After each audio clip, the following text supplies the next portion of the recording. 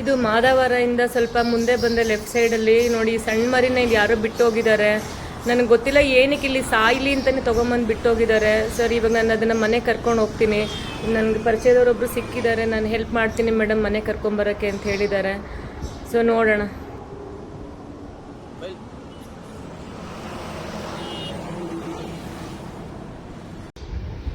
ನಿಜವಾಗ್ಲೂ ನನಗೆ ಒಂಚೂರು ಅರ್ಥ ಆಗ್ತಿಲ್ಲ, ಮನುಷ್ಯರು ಯಾಕೆ ಮನುಷ್ಯತ್ವನ ಕಳ್ಕೊತಿದ್ದಾರೆ ಅಂತ.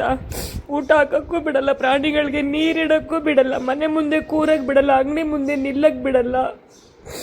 ಇಷ್ಟು ಸಣ್ಣ ಸಣ್ಣ ಮಗುನ ಎತ್ಕೊಂಡು ಬಂದು ಅಲ್ಲಿ ಹೈವೇನಲ್ಲಿ ಬಿಸಾಕಿ ಹೋಗ್ತೀರ. ನಿಮ್ಗೆ ಹೆಂಗಾರು ಮನ್ಸು ಬರುತ್ತೆ ಸ್ವಲ್ಪನೂ ಅಯ್ಯೋ ಅನ್ಸಲ್ವಾ? ಹೋಗ್ಲಿ ಅದು ರೋಡ್ ಕ್ರಾಸ್ ಮಾಡಿ ಹೋಗೋಕ್ಕಾಗುತ್ತಾ? ಹೋಗ್ಲಿ ಯಾರಾದರೂ ಅಲ್ಲಿ ರಕ್ಷಣೆ ಮಾಡ್ತಾರ? ಅಂತ ಸಾಯೋ ಜಾಗದಲ್ಲಿ ಬಿಡ್ತೀರಲ್ರಿ.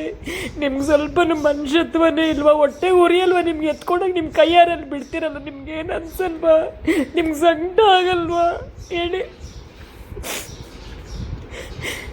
ಇಂಥ ಪುಟ್ಟಕ್ಕಂದನ್ನ ಬಿಡ್ತೀರಲ್ಲ.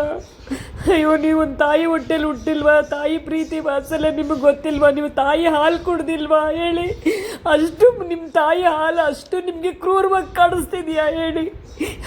ಇಂಥ ಮಗುನ ಎತ್ಕೊಂಡು ನನ್ನ ತಾಯಿ ಮನೇಲಿ ಬಿಡ್ತೀರಲ್ರಿ ದೇವ್ರೆ.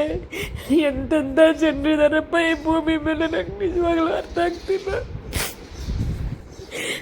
ನನಗೆ ಸಂಕಟ ಆಗ್ತಿದೆ. ಅದು ಹಾಲು ಕುಡಿಯೋಕ್ಕೂ ಬರಲ್ಲ ರೀ, ಹಾಲು ಕುಡಿಯೋಕ್ಕೂ ಬರಲ್ಲ ಮಗುಗೆ. ಅಂತ ಮಗುನ ಎತ್ಕೊಂಡು ಹೋಗಲ್ಲ ಮೇನ್ ರೋಡಲ್ಲಿ ಬಿಡ್ತೀರಲ್ರಿ. ನನ್ನ ಕುಟಿ ನನ್ನ ಕೈಯಲ್ಲಿ ಸಿಕ್ತು ಪರವಾಗಿಲ್ಲ, ಇಲ್ಲ ಅಂದರೆ ಏನಾಗಬೇಕಾಗಿತ್ತು ನೋಡಿ. ಅದು ಹಾಲಂದರೆ ಏನಂತ ಗೊತ್ತಿಲ್ಲ. ಇಂಥ ಮಗುನ ಎತ್ಕೊಂಡು ಹೋಗಲ್ಲ ಬಿಸಾಕ್ತಿರಲ್ಲ. ಅಯ್ಯೋ ದೇವ್ರೆ, ದೇವರೇ ಮೆಚ್ಚಬೇಕು ನಿಮ್ಮನ್ನು ಅಷ್ಟು.